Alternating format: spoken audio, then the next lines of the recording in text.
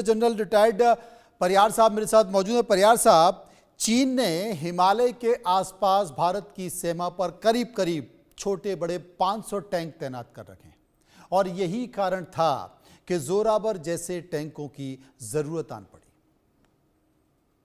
मनोज जी, आपका और जनरल माथुर का मैं स्वागत करता हूं, अभिनंदन। उन्होंने बहुत आपने अच्छा रिपोर्ट दिया और जनरल साहब ने बहुत बेहतरीन तरीके से इस टैंक की सारी खूबियां उसको उन्होंने बताई।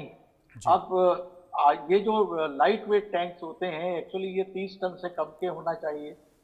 उसके बाद में मीडियम टैंक्स होते हैं 45 और उसके बाद के हैवी टैंक्स होते हैं। तो हर एक टैंक्स की अपनी खूबी रहती है। और सेकेंड वर्ल्ड वॉर के बाद से ही हमारे पास में लाइट टैंक्स रहे, जो basically not light but medium थे, जो 1960 पहले 47-48 के वक्त में जोजिला में इसको उतारा गया। उसके बाद में 62 के वार में ईस्टर्न लद्दाख में भी वो टैंक्स लेके डिसमेंटल करके फिर वो असेंबल हुए थे। तो भारतीय सेना जो है वो असंभव को संभव करने की ताकत हमेशा दिखाती रही है। और हमारे जो मीडियम टैंक्स थे उन्होंने 65 और 71 के वार में भी बहुत अच्छा काम किया।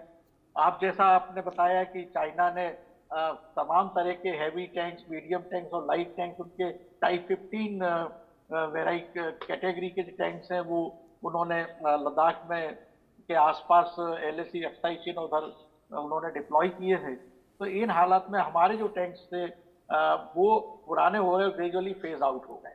तो वो फेज आउट हो रहे थे, तो उसको भरपाई करने के लिए हमें जो है मीडियम टैंक की जरूरत थी। मगर जिस तरह से हमने यद्यपि 2020 में लद्दाख के अंदर जो है हमारे अर्जुन टैंक्स को वहां पे डिप्लॉय किया था, टैंक्स ने अच्छा काम किया, मगर जिस तरह की टेरेन की स्पेसिफिकेशंस होते हैं, मैनूवर्स की जो आवश्यकता होती है और जो नई टेक्नोलॉजी डेवलप हो रही है, जैसे ये कि ड्रोन सिस्टम्स आ गए और अभी हाल ही में जिस तरह से लेजर वेपन्स भी आ रहे हैं, इन सबको देखते हुए एक बहुत ही अच्छे लाइट वेट टैंक की हमारी जरूरत हमें ना केवल डेजर्ट एरिया में बल्कि हाई एल्टीट्यूड में भी महसूस हुई। और यही वजह थी कि 2020 के बाद में भारत ने इस पर बहुत जोरों से काम करना शुरू करा और DRDO ने काबिले तारीफ काम करा कि उन्होंने 3 साल के अंदर ही हमें वो टैंक की जो है फर्स्ट उसमें ट्रायल करवा दी। एक ट्रायल उसकी डेजर्ट में हो चुकी है, दूसरी योमा में हो चुकी है और मैं समझता हूँ कि साल भर के अंदर ही आर्मी अपनी ट्रायल इसको डिफरेंट एरिया में शुरू करेगी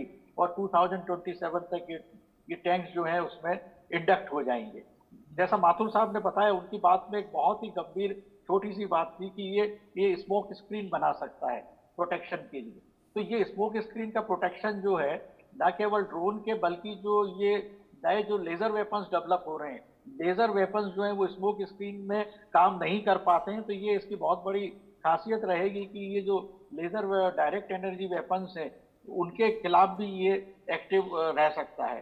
तो कुल मिलाकर ये एक बहुत अच्छी सफलता है।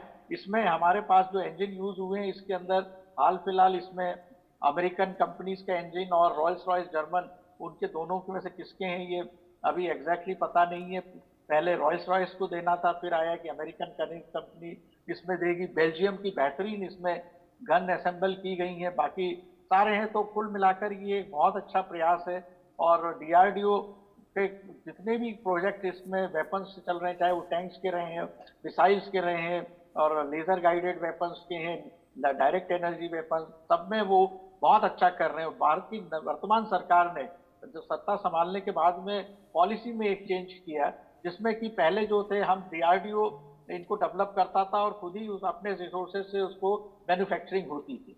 सरकार ने इसमें जो प्राइवेट पार्टनरशिप को ऐड ऑन किया है, उससे जो है हमारे यहाँ इंफ्रास्ट्रक्चर डेवलप हो रहा है, टेक्नोलॉजी का उसमें रैपिड एक्सप्लोजन हो रहा है। LNT और भारत फोर्ज जो है और उसके अलावा दूसरी भी जो कंपनियां हैं, उन्होंने इसमें बहुत अच्छे एडवांसमेंट किए और यही वजह है कि हम ये जो टैंक्स जो है इतने कम समय में बना पा रहे हैं। और आगे चल के मैं भविष्य में देख रहा हूँ कि 105 mm गन्स जो होंगी इसमें जो लगती हैं और जो इंजन है वो भी मेरा ख्याल है अगले 10 साल में भारत अपने खुद के इंजन बनाने में सफल हो पाएगा और हम पूरी तरह से आत्मनिर्भर जो कॉम्प्लेक्स टेक्नोलॉजी है उसको भी हासिल करने में सफल होंगे। वाकई ये तमाम उपलब्धि हैं। माथुर साहब मेरे साथ मौजूद हैं। माथुर साहब, एंटी टैंक गाइडेड मिसाइल भी ये दाग सकता है, इसके साथ साथ ये गोले भी चला सकता है, ये मशीन गन भी चला सकता है। और जिसका जिक्र परियार साहब कर रहे थे कि जो हिमालय की सीमा में टाई 15 जो चाइना के टैंक हैं वो तैनात हैं, उसकी धज्जियां उड़ा सकता है।